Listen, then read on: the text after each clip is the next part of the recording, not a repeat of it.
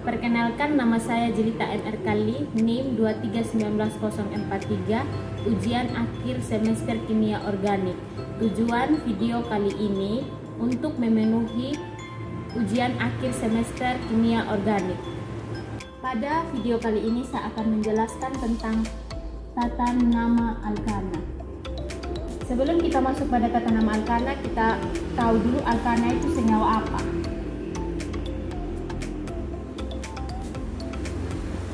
Alkana itu merupakan senyawa hidrokarbon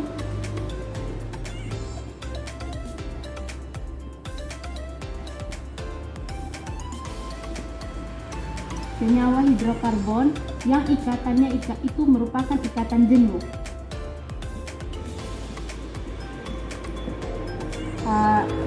Tata nama alkana ini, dia alkana itu memiliki rumus di mana rumusnya itu CnH2n plus 2.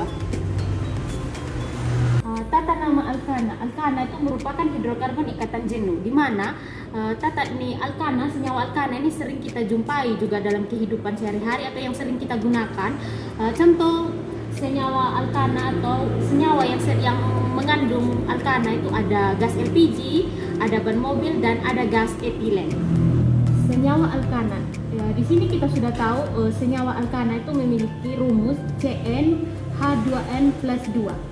Supaya misalkan kita masukkan mempunyai C-nya 1, C1 hanya belum diketahui. Agar kita bisa tahu hanya berapa, di sini kita bisa tentukan menggunakan rumus ini. C, N itu mewakili atom C, jadi di sini H dikali 1. Di sini hanya memiliki 2, di sini N-nya 1. Kenapa bisa N-nya 1? Karena ikatan C di sini 1. Jadi H2 dikali 1 yaitu 2 ditambah 2 4. Jadi CH4 yang dimana memiliki nama metana. Kemudian ada C memiliki 2 atom C, sedangkan hanya kita belum ketahui. Jadi kita menggunakan rumus ini juga, di mana H2 dikali 2. Kenapa bisa dikali 2? Karena ikatan C itu ada 2. Jadi 2 dikali 2 sama dengan 4 ditambah 2 sama dengan 6.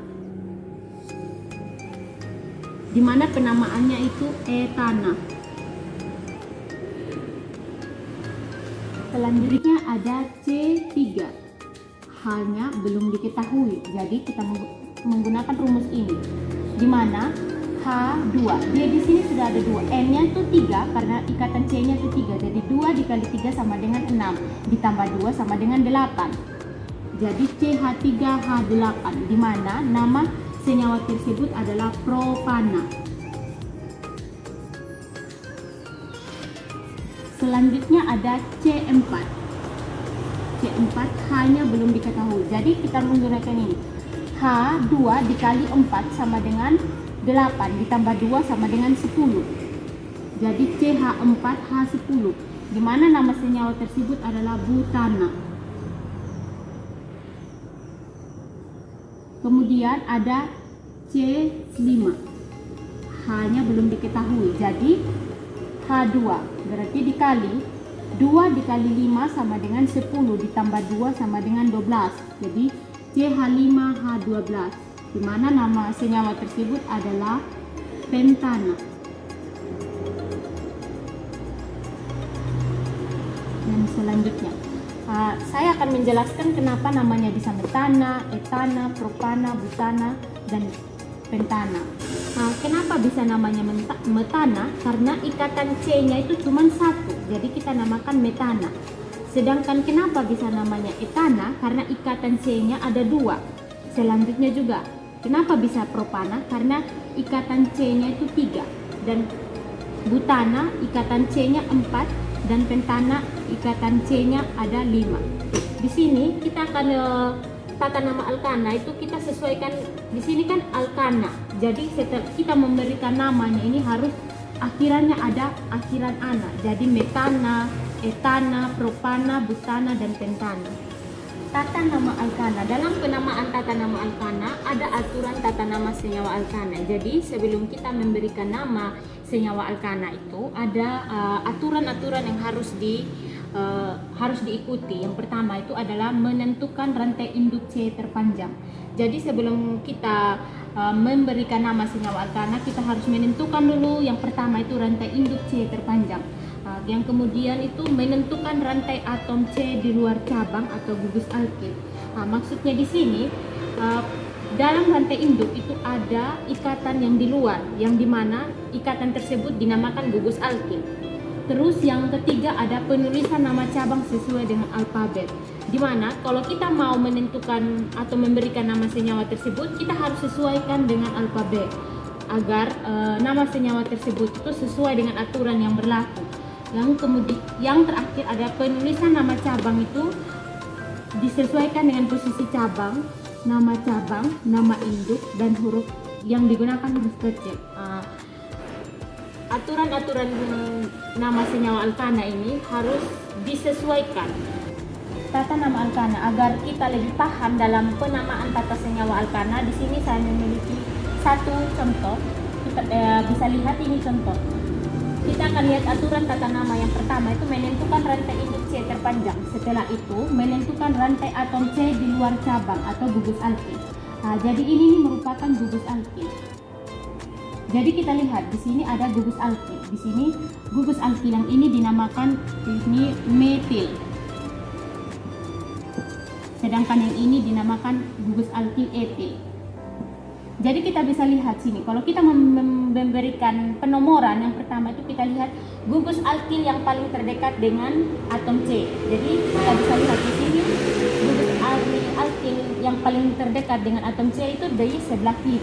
Jadi kita mulai memberikan penomoran 1, 2, 3, 4, 5, 6, 7. Kenapa bukan dari sebelah kanan? Karena kalau kita lihat ini bisa dilihat atom C yang paling terdekat dengan gugus alkil itu ada di sebelah kiri. Jadi nama senyawa alkana tersebut jadi nama senyawa alkana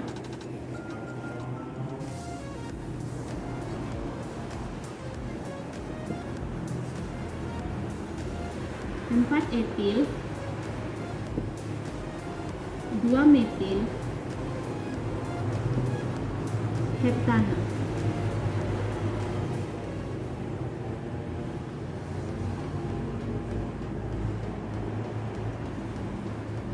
Kenapa bisa dinamakan 4 etil 2 metil heptana? Kita bisa lihat di sini yang aturan ketiga, penulisan nama cabang sesuai alfabet.